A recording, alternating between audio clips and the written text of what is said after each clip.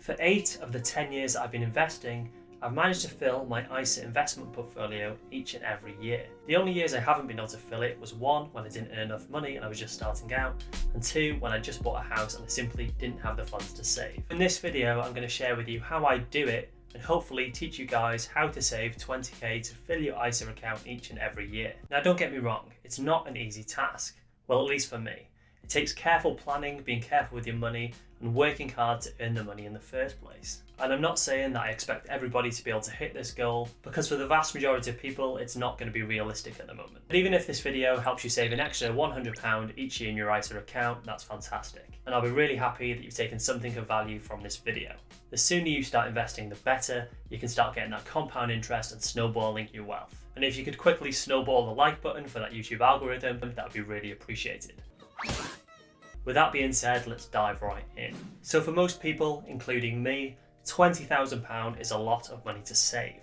That's £1,666 per month, which is a big ask. It's all about putting yourself in a position where you're able to save and earn more money and cut your costs. If in the future they increase those limits to 25k or 30k, I want to kind of put myself in a position so I'm able to meet that criteria. And I do know some years I might not be able to hit this. You never know what's going to happen in life, whether you need that money for an emergency. So don't panic yourself if you're thinking, how am I going to hit these goals? But I admit, I actually found this process way easier when I was living at home. I didn't have a mortgage, I didn't have bills or any of that kind of stuff.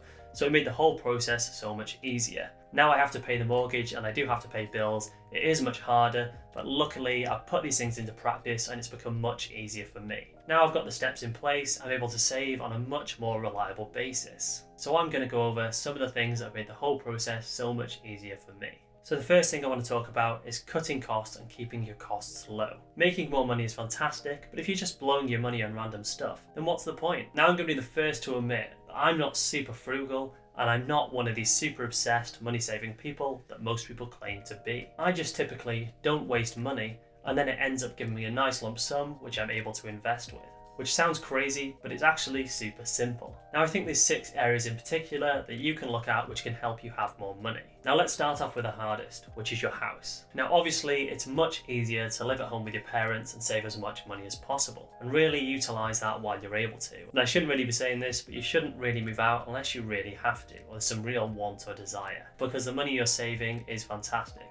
Even if you're giving money to your parents as keep or allowance, actually living at home does save you so much money. Now this is the hard area because it is more of a life decision.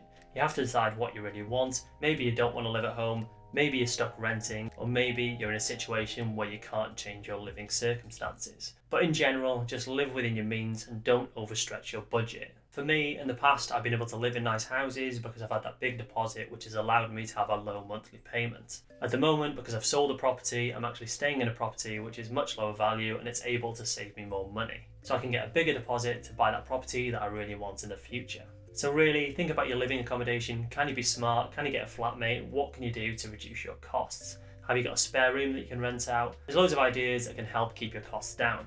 Now the second thing is to think about your subscriptions. Now how many different things you subscribe to that you don't really use? It is really easy to get sucked into things. I was paying for Netflix, I was paying for Amazon, I was paying for Shudder within Amazon, I was paying for Stars Play within Amazon, and therein I've got 4 TV subscriptions alone, and it was really easy to sign up to those, and I could have easily added more. I don't buy Sky TV because I know it's so overpriced and it costs a fortune. I've had it once in the past, but even then it was just £10 a month and it was a bare minimum essentials. I also don't pay for a TV license because I don't watch live TV, so that saves me an extra bit of money each year. The next thing to look at is your phone and your insurance policies.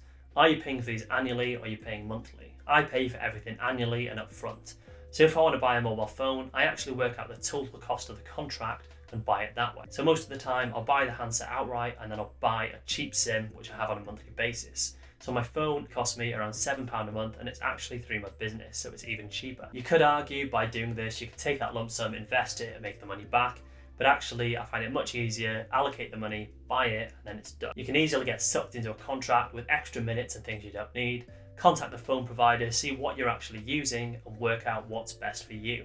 I know it would be quite easy for me to pay £50 or £60 for a phone contract, but I just don't need it. And I haven't upgraded my phone for maybe the last 2 or 3 years. The last phone I bought was the iPhone 10. And even then, if I wanted to save more money, I could have bought a reconditioned phone, which is virtually the same thing. The next reason I've been able to save so much money is cars. So my Lamborghini cost me £2,000 a month. Just kidding. My first car actually was a Peugeot 206, this snazzy colour, and I actually put a spoiler on it which made it go twice as fast. And that car cost a whopping £2,600, which was my first car, which again was quite expensive for a first car back then. I kept that car for about 3 years and then I swapped it in for something really amazing, which was the Vauxhall Astra.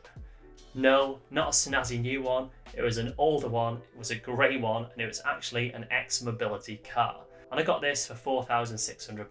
And I kept that car for 7 years and it ended up costing me around £650 a year, which was really cheap and affordable. And actually, I look at these kind of cars because they're really great. In general, they're driven by an older person and they're really proud and they look after the cars and they don't go very far. So they're really fantastic cars to buy. Yes, they're not snazzy and trendy, but they're actually really affordable. But then I made a mistake. I thought to myself, well, I'm still in my 20s and I want a really fun, exciting car.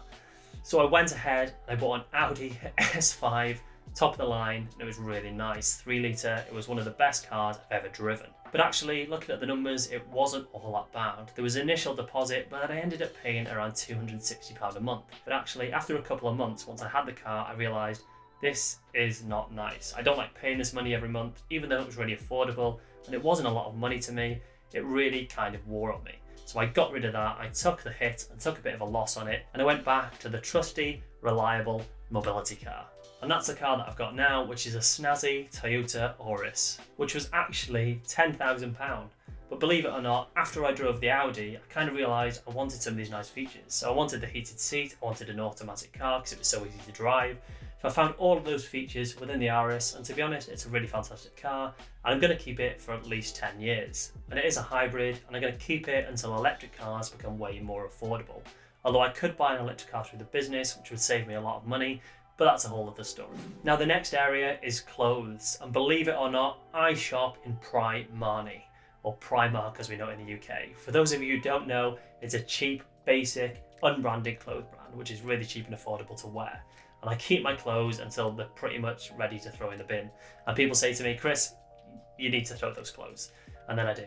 But to be honest, I will buy a couple of things in the sale, like this Vans top you'll see here, which isn't actually Primark, but in general, I don't spend a lot of money on clothes. I don't buy all the latest designer stuff, and to be honest, I go into these shops, yes, I love the stuff, but I can't justify spending £40 or £45 on a t-shirt. So that saves me a lot of money too. The next thing is groceries. Now my grocery shopping is a bit expensive because I have to eat gluten-free, which unfortunately does add about £10 or £20 to my food bill every week. But we like to eat lots of fresh fruit and vegetable, which does get quite expensive, so we actually shop in Aldi and Tesco every week, which is a hassle, and to be honest, when you work out the time, it's probably not all that worth it, but it's a great way to save some extra money.